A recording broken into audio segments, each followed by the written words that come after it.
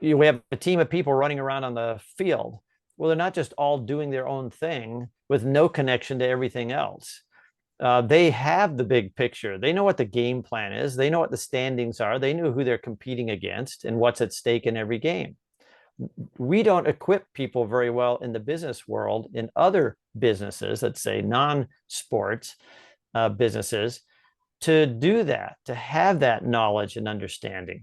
And why is that important? Well, it's important because if somebody drops the ball and it's bouncing around on the field, I don't say, gee, I wonder if somebody's going to pick that up, or that's the running back's problem.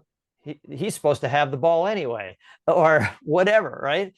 I just know there's a loose ball because I know I have an understanding of the big picture, and I know what's at stake if that ball doesn't get picked up by the. You're listening to the Focus on Customer Experience podcast. Benjamin Del Grosso gives you the ins and outs of one of the most underlooked aspects in business today. Improve your customer service and watch your business skyrocket. 2, 1. Now, here's your host, Benjamin Del Grosso.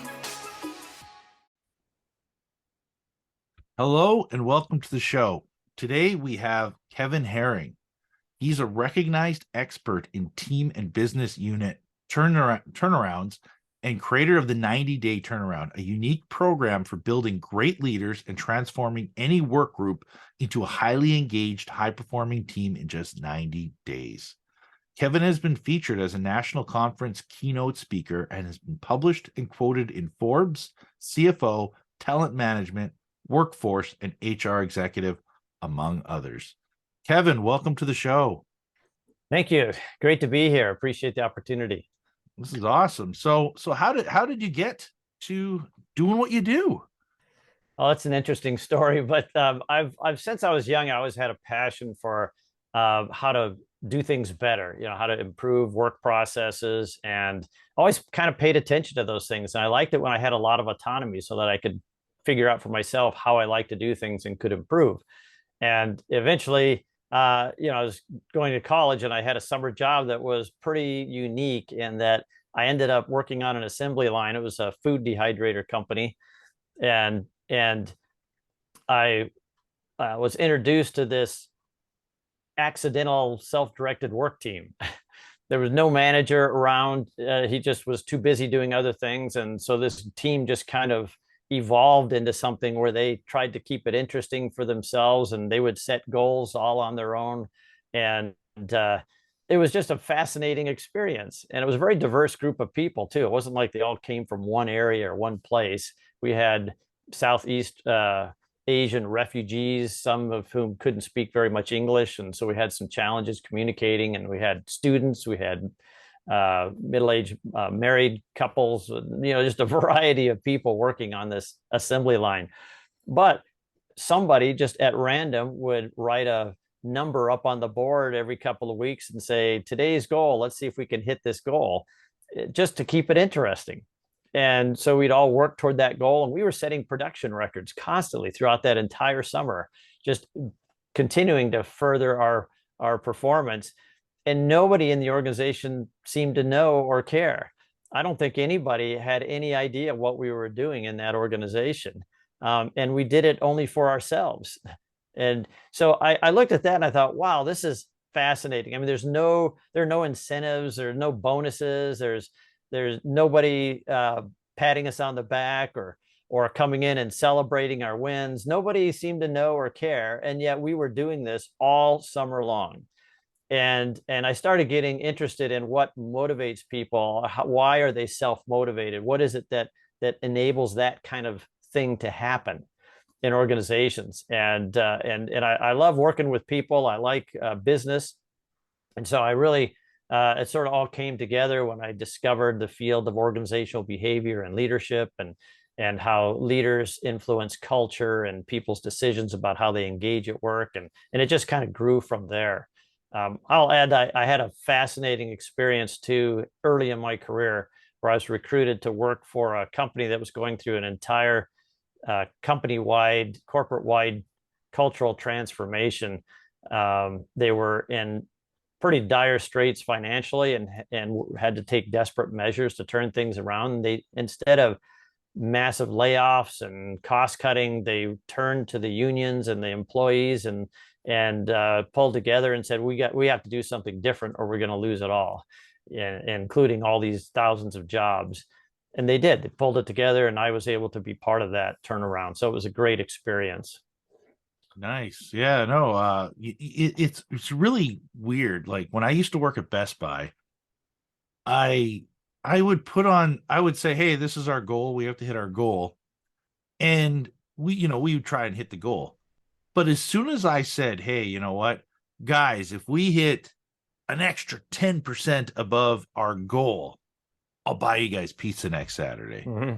And it's like, holy crap, we'd hit it. We'd break it by like 20% because like everybody was so motivated to like get that pizza. And all I was thinking was like, it's only gonna cost me like $20. Like, why are people they're so motivated by this? And it's because everybody on the team was gonna win because they were all gonna get some pizza. It wasn't just like it was all common ground instead of just I'm only rewarding the one guy who sells $1,000. I'm not rewarding anyone else, right? So yeah, we're not stressing about the different levels of performance. Everybody is at different levels and different things. Everybody has strengths and weaknesses, but when they have a common goal, everyone pulls together, and it's amazing how the stronger ones lift up the weaker ones, and the whole team does better. That's a great example. I was working with a group of leaders one time, and I had somebody tell me that. And this is an interesting experience. He said, my team hates me. They hate my guts because of how hard I work them. I expect them to do work. And that's okay because I hate their guts too. And that's not good. And I said, okay, so let's talk about the performance of the team. He says, oh, it's lousy, and it turns out he's got the lowest performing team in the whole unit. And he blames it all on the people. He says he gets all the worst people. So of course it's not him; it's the people he gets. They're the problem. And so I said, well, let's talk about that. And there was another leader in the organization. I said, I want to talk about your experience, and because he had taken over a team of people that were doing heavy labor and unloading rail cars out in the hot sun, and most of it by hand. So it was just brutal work. And during the summer, it was pretty rough. And he inherited this team, which was a very low performing team. And within a couple of months, they were some of the highest performers out there. And we talked about what we could attribute to that change. And he said he got beat up all the time by his boss because he would do things like what you just said. He said, I would bring them cold drinks out there and say, hey, take a break. You guys are working hard. Have some cold drinks and take a little break and you'll feel better. And then we'll get started again. Or he'd buy them lunch. He would do things because they worked hard. And when they knew that he was a real person who cared about them, was trying to make things better for them, they were more willing to work and really put out. And I mean, they doubled productivity in just a few months with him. And I think that what we find is that every single team out there, I mean, if you look at your team, almost nobody has a team that's fully optimized where everybody's, doing their best and contributing the most. And it doesn't mean that people aren't necessarily working hard. It just means that we don't tap the full potential that people have that when they come to work. We have the way we do the work, the systems, the culture, the rules of how we have to operate, all those things get in the way. And so when I get a group of people together and I ask them, is the company getting everything they can from you? I mean, do you have a lot of capabilities, knowledge, understanding, different ways you could contribute that the company doesn't get from you for whatever reason? Not because you're not working hard, but things just aren't set up to be able to access it. And every hand goes up in the room. Everybody, every core worker says, yeah, I'm working hard, but there's so much more I could do if they would just let me, if they would change this rule, or they could let me have access to these tools or this information and that kind of thing. And so what you have is a whole bunch of people working at a low level of capacity, even when they're working hard.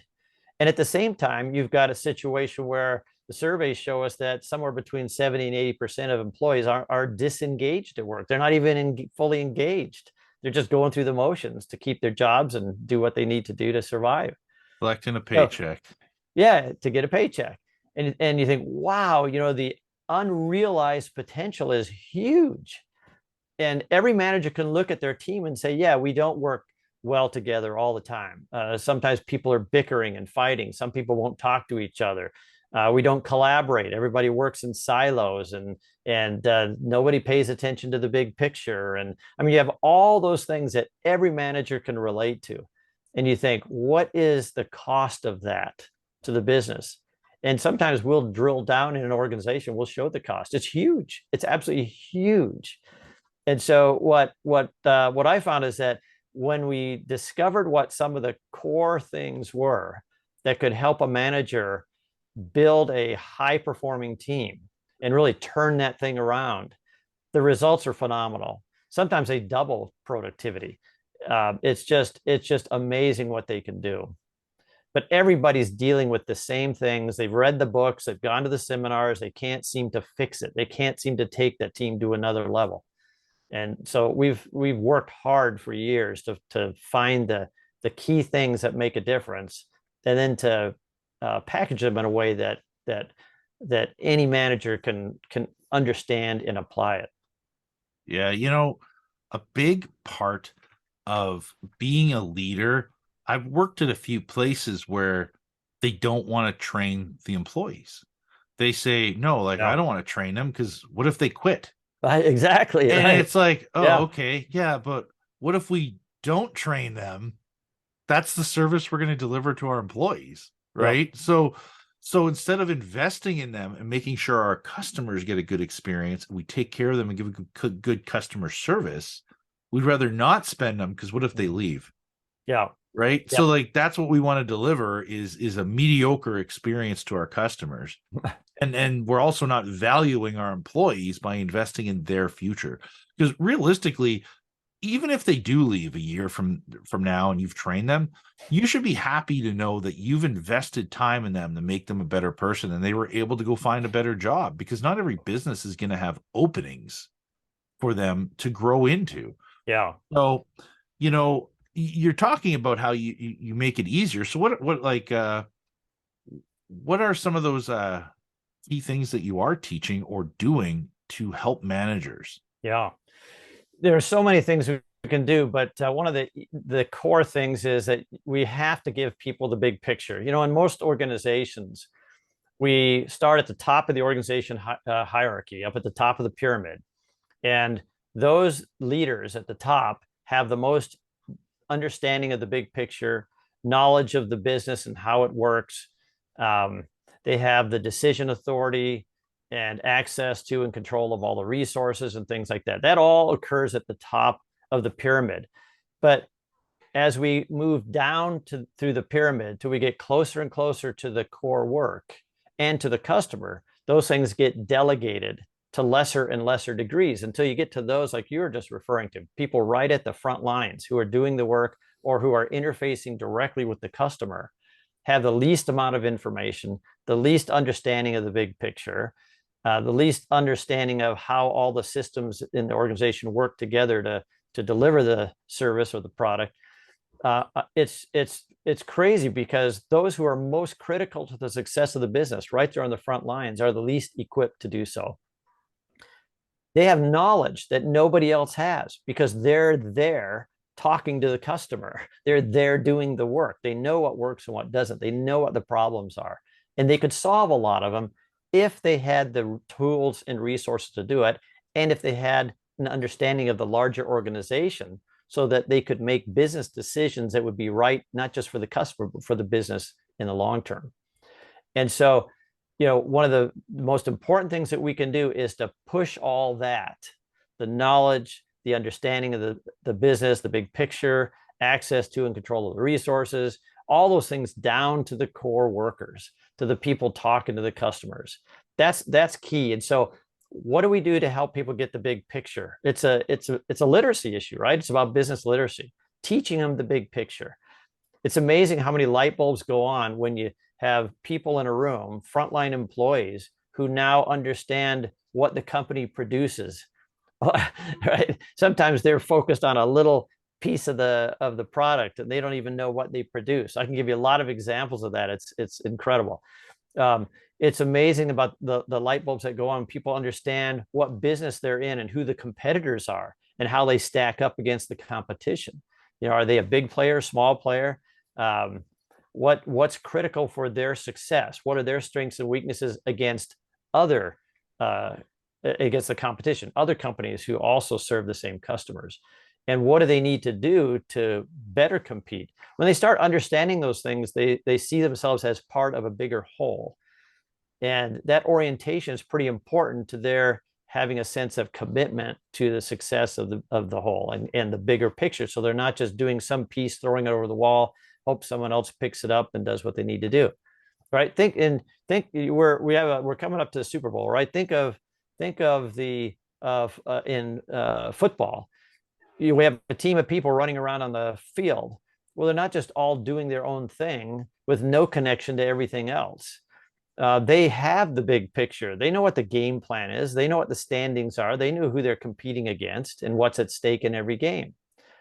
We don't equip people very well in the business world, in other businesses, let's say non-sports businesses, to do that, to have that knowledge and understanding.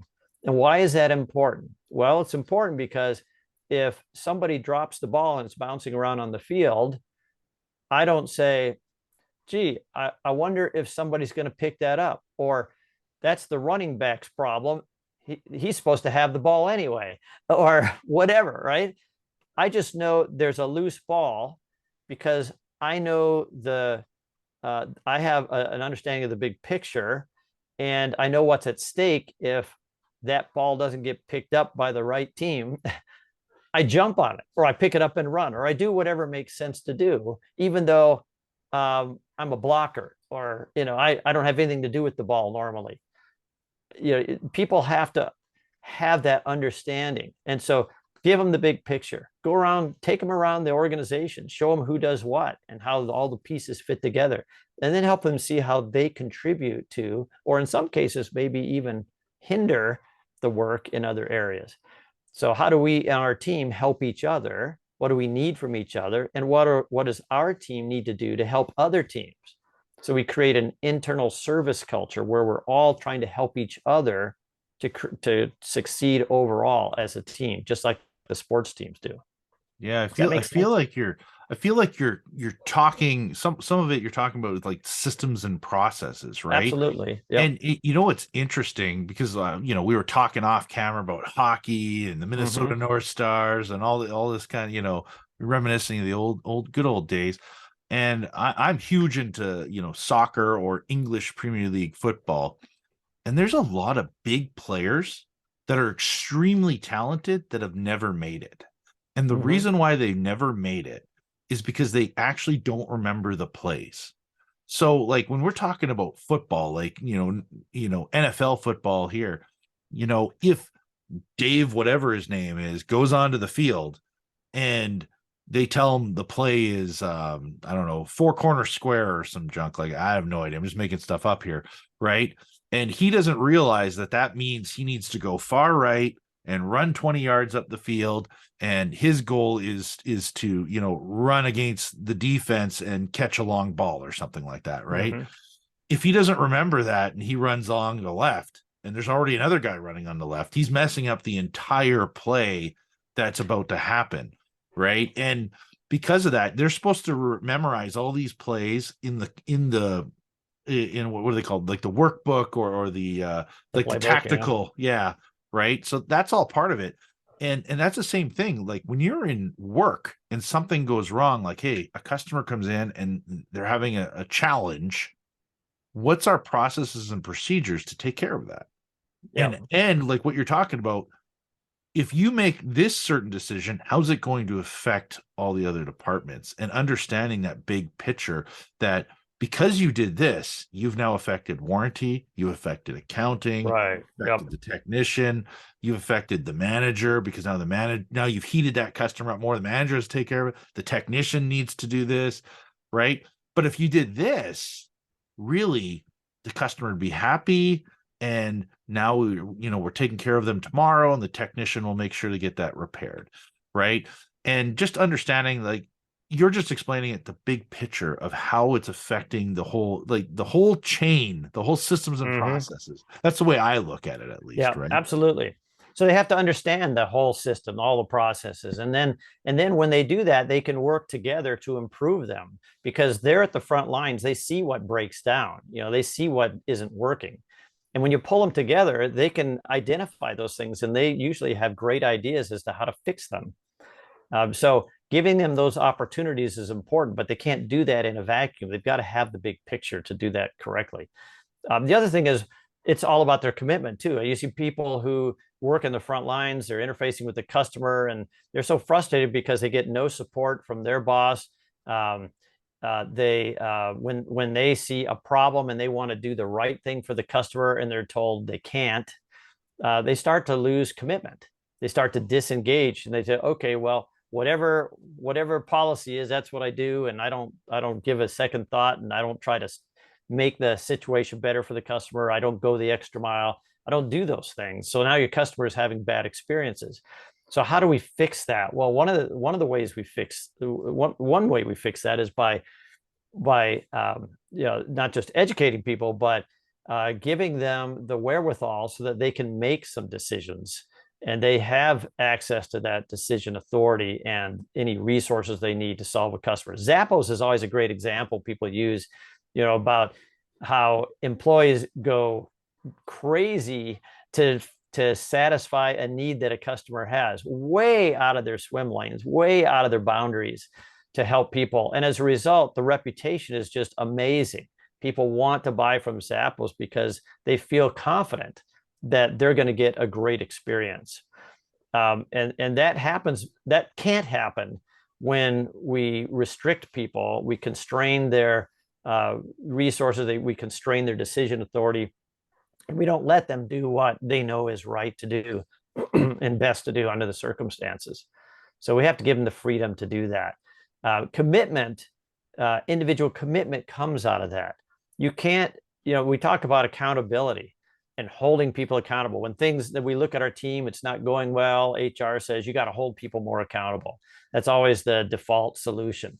And I can tell you that people, managers say, I am trying to hold them accountable. I mean, I got their feet to the fire. I'm nagging them. I'm micromanaging. I'm doing all those things. And all those things are making things worse. They're not making things better. And so they can't figure out what else to do, because that's what they're told. They have to hold people more accountable and exert more pressure on them. When the reality is, what they need to do is look at what's wrong in the system. What's wrong? Why is the culture what it is? Why are things not working? Do people even have the resources they need? Do they feel committed? Because if you're holding them accountable by micromanaging and nagging and those kinds of things, exerting pressure on them, what you're doing is creating a culture of compliance where nobody's committed to anything. All they're doing is complying with whatever they're pressured to do to keep their jobs. But they will not go the extra mile because they don't have a sense of personal commitment.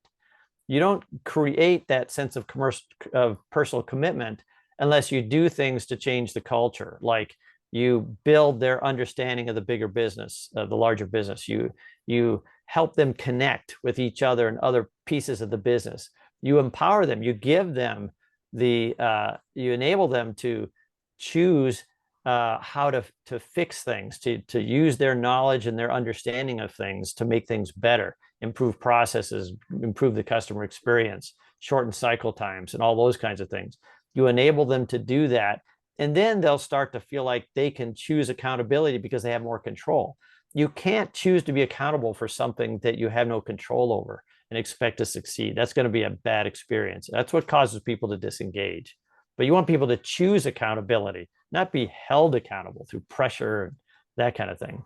That's funny because I was actually editing one of my podcasts from about a month ago to this morning before our call. And one of the things I actually talked about on there is how I used to have a manager that I would go to for everything, and he would just automatically just give me all the answers, right? And then hold me accountable to doing it, right? Mhm. But then I had another manager where I would go up to him and I would say, this is such and such wrong. And he would go, okay, well, what's your solution for it? And I was like all confused at first. Right. And then I started coming up to him and going, we should do this or this. These are the two solutions. He goes, well, which one do you think is best? And I said, this one. Okay, go do it. And it got to the point where I was empowered to Yeah. just start making those decisions because there was a trust in me that, okay, you're making good decisions. You're not being corrected. And I personally believe in having an empowered team, because if your team's empowered to start making a lot of decisions on their own, keep in mind, you want to make sure that they're not, making a decision where the company could lose $1 million, Sure. like, Absolutely. right. But that has to do with your company structure The game plan. If you have a yeah, game plan, people understand what the parameters are. They make yes. better decisions. Yeah. Yeah. So just make sure that, but I believe, yeah, you should definitely be empowering your people because of that, you will run more efficiently. You'll have a lot less meetings because I feel like meetings are a complete waste of time. A lot of times, It can be. sometimes they're Absolutely. productive, but yeah, I mean, want to waste a half an hour. Yeah, I remember working at this place and they'd have this sign on the wall. It said, you want to waste half an hour, call a meeting, Well, and that's a great point. You notice how the manager you were talking about asked questions, didn't just give you the answer, he asked you questions, got you thinking about it and developing your own solutions. So you were empowered then to do something about it. By doing that, he's also building your understanding and your capacity to contribute at a higher level. You were growing in that role. Whereas in the previous role you described, you weren't growing at all because the manager had all the answers and just gave you tasks to perform, and you didn't have to really think about it. But that's a couple of key things there. Managers should see themselves as being responsible for building the productive capacity of every individual on the team. Questioning techniques like you just described are powerful for doing that. Instead of giving answers, instead of being the go-to person, start asking questions of people and asking them to think about it and come up with their own answers, and then letting them act on those things. It builds a great commitment too, because it's your idea, you're committed to it, you're far more interested in making it work. I give you a great example that I was working with a group of people who did a lot of wonderful things to restructure their company and set it up based on all the great examples of companies like Zappos and Nordstrom's, great customer service and then processes systems, all these things they took into account from those who kind of were the models for it. But they had some struggles. And one of the things that happened, they bought a new enterprise software system to run their systems and their organization. And they had a kind of a breakdown where end users were complaining that it didn't work, it was broken, it was wrong system, and all that. And so they called me and said, we're not sure, we're sure it works, we just don't understand why people are saying it doesn't work. We can't figure it out, and we're not getting straight answers, and we're just really frustrated because we poured millions of dollars into this. And so I asked them some questions that just, what was your process? How did you make the decisions? And they did all the normal things. They had key people from the different divisions and business units come in, and they got the presentations from the different vendors. They made their list of their needs and wants and all that sort of thing. And then they went back to the end users and tried to kind of sell them on it and get them using it. And that's where everything broke down. And I said, what would have happened? And this is kind of an extreme. You wouldn't normally do this, but let's just explore this. What would have happened if you had called in people, representatives from the end user groups, and had them flew them into your corporate headquarters, put them up for the night, had a big meeting, and had them listen to some of those presentations and give input and help participate in the decision process? They said, are you nuts? You know how much that would cost? And I said, I don't know. How much would it cost? And we actually sat down and we calculated how much that would have cost. And I said, how much is that compared to the millions of dollars that you just poured into something that's doing nothing for you? It was a drop in the bucket, right? It was nothing like that. And I said, I'm not suggesting that you get every employee involved in every corporate wide decision that you have to make. I'm not suggesting that at all. I'm just trying to make a point. If you have people who are going to be executing, implementing, and using this system, or any system for that matter, wouldn't it behoove you to involve them at some level in the process of either deciding how to do it or how to execute it, how to implement it? Right? And so they said, well, what do we do now? I said, I think you step back a minute, you bring some people in from those user groups, and you find out what's not working, what's missing for them. And they did that. And the interesting thing is, they had this group go and analyze the options and come back with a proposal. And they did. And they came back and they said, not surprisingly, we would not have picked that system. We don't think that's the best. We would have picked this other system. But in looking at what do we do now, we thought it's too expensive to scrap it and go to something new. That just wouldn't make sense. There's too much invested.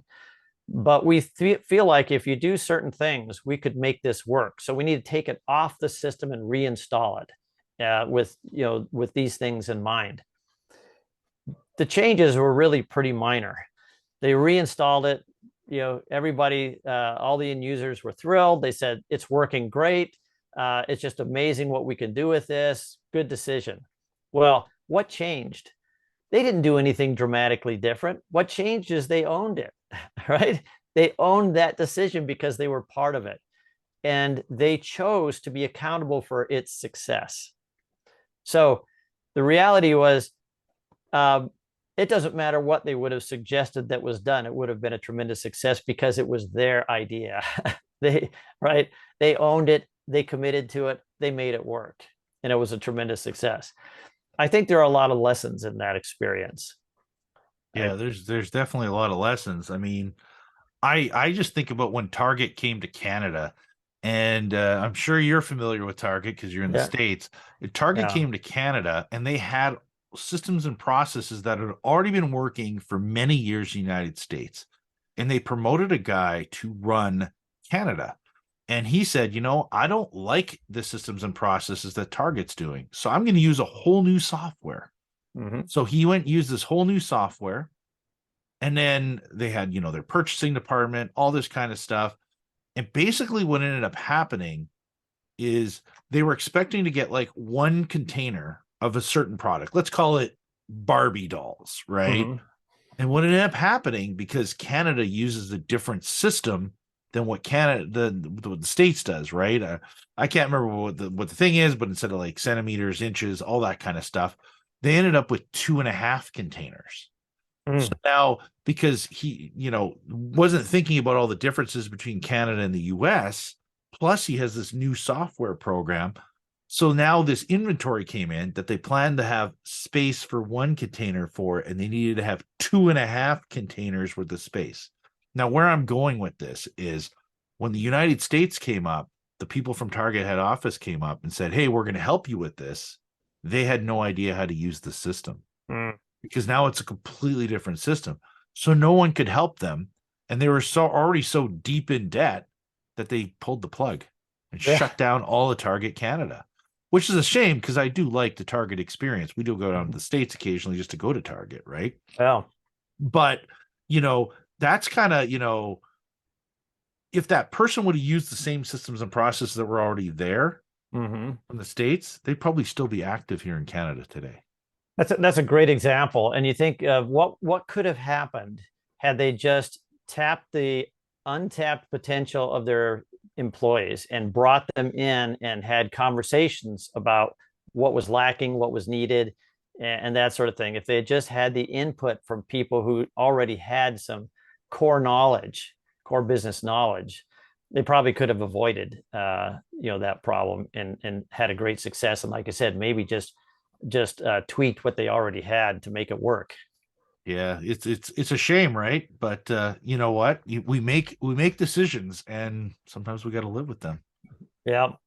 So Yeah, I mean, do you have any, I guess, final words of wisdom or anything for our listeners?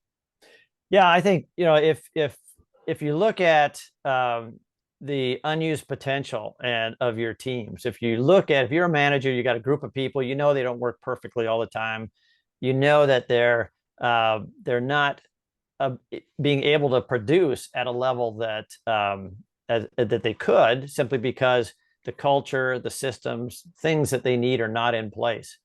And I would confront how you're operating as a manager, what you need to do differently, and take a look at things like, do they understand the big picture? Do they operate out of a sense of fear that they have to comply with your wishes or demands, or are they personally committed and fully engaged in trying to do what's best for the success of the whole team and the overall business unit and the customer experience?